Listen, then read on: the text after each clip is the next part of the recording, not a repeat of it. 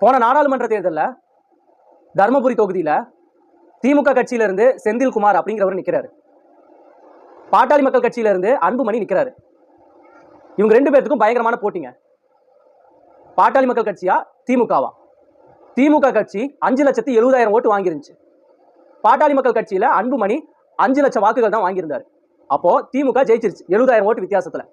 இந்த நாடாளுமன்ற தேர்தலில் ஓட்டு கேட்கறதுக்காக உதயநிதி ஸ்டாலின் இருக்காருல்ல, ஸ்டாலினோட பையன் தர்மபுரியில போய் ஓட்டு கேட்டுட்டு இருக்காரு.